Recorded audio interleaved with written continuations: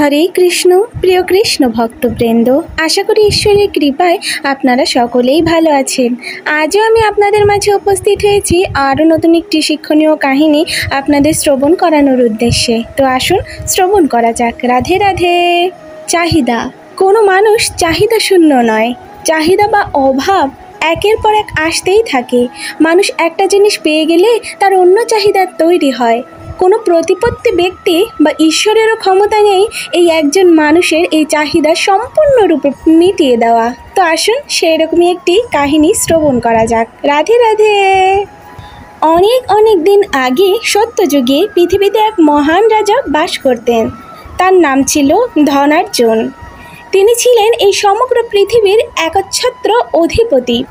তার রাজকোষ মহামূল্যবান ধনরত্ন সোনা দানায় পরিপূর্ণ ছিল। হাতিশালে হাতি, ঘোড়াশালে ঘোড়া আর গবাদি পশু যে কত ছিল তার কোনো হিসেবই ছিল না। বড় লোকের খেয়াল বলে একটি কথা প্রচলিত আছে। তো আমাদের এই রাজারও একদিন এমন এক অদ্ভুত খেয়াল মাথায় চাপল। রাজা প্রতিজ্ঞা করলেন তিনি এই পৃথিবীতে অন্তত একজন মানুষকে পরিপূর্ণভাবে সুখী তথা সন্তুষ্ট করবেন। তো আর কি, রাজার ইচ্ছে বলে কথা। রাজ্য জুড়ে হই হই রই রই পড়ে গেল। কে হবে এই সৌভাগ্যবান ব্যক্তি যাকে স্বয়ং রাজা ধনার্জন সব দিয়ে থেকে সন্তুষ্ট করবেন? কে হবে পৃথিবীর সবচেয়ে সুখী ব্যক্তি যার জীবনে আর কোনো চাহিদা থাকবে না? রাজ্যের বিভিন্ন দপ্তর উপদপ্তর নানা গবেষণা করে এক ভিখারিকে নির্বাচন করলো। রাজা সেই ভিখারিকে উত্তম পোশাক পরিচ্ছন্ন, সুরম্য অট্টালিকা, সুন্দরী পবিত্র স্ত্রী, উপযুক্ত দাস দাসী এবং অগণিত ধনসম্পদ দান করলেন। এভাবে পথের ভিখারি নিমিষে গণ্যমান্য ব্যক্তিতে পরিণত হলো। ভিখারির আর কোনো চাহিদা ছিল না, সে তার সব কিছু নিয়ে সন্তুষ্ট ছিল। রাজা নিজের প্রতিজ্ঞা রক্ষা করতে পেরে সেও খুব গর্বিত হলেন। কিন্তু এর কিছুদিন পরেই ভূতপূর্ব ভিখারি আর বর্তমান সর্বসুখী মানুষটি নানা চাহিদায় আক্রান্ত হলেন। রাজা তার চাহিদা মেটাতে মেটাতে তার সম্পূর্ণ রাজ্যটাই দিয়ে দিলেও ভিখারি কিছুতেই সন্তুষ্ট হলো না, বরং তার চাহিদা দিন দিন বাড়তেই লাগলো। রাজত্ব হারিয়ে রাজা পথে পথে ঘুরতে লাগলেন। পৃথিবীর শুধুমাত্র একজন মানুষকে সন্তুষ্ট না করতে পারায় রাজার আত্মগরিমায় অনেক আঘাত লাগলো। তিনি দুঃখিত এবং রাগান্বিত হলেন। তিনি ঈশ্বরকে উদ্দেশ্য করে বললেন, হে ঈশ্বর, শুধু আমি কেন, তোমার নিজেরও ক্ষমতা নেই যে একজন মানুষকে চাহিদা শূন্য করতে পারো। এই রাজার এই কথা ঈশ্বরকে অনেক বিচলিত করলো। তো ঈশ্বর রাজাকে বললেন একজন মানুষকে খুঁজে দিতে।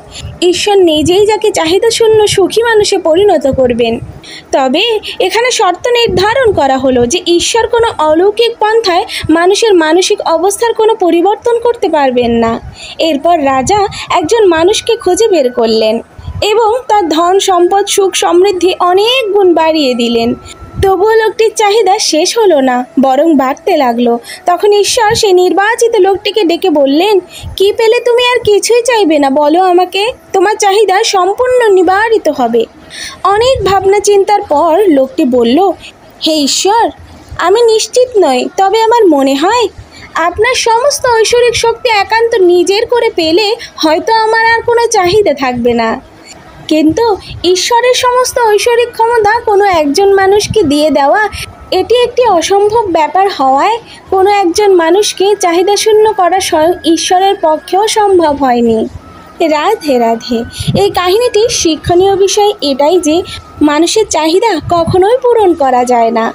একটা চাহিদা শেষ হলে নতুন চাহিদার উদ্ভব হয়। কিন্তু আমাদের উচিত কি জানেন? ঈশ্বরের উপর ভরসা রাখা। ঈশ্বর যেটুকু আমাদের দিয়েছে সেটা নিয়েই সুখী থাকা উচিত, তাই নয় কি? আপনারাই বলুন। রাধে রাধে। গোপলীলা কাহিনী এই চ্যানেলটির উদ্দেশ্য হলো আপনাদের হৃদয় কৃষ্ণ প্রেম ও ভক্তি জাগ্রত করা। আমাদের যে কোনো রকম ভুল ত্রুটি ক্ষমা সুন্দর দৃষ্টিতে দেখবেন এবং এরকম আরও নিত্য নতুন কাহিনী শ্রবণ করার উদ্দেশ্যে আমাদের চ্যানেলটিকে সাবস্ক্রাইব করে আমাদের পাশে থাকবেন। রাধে রাধে।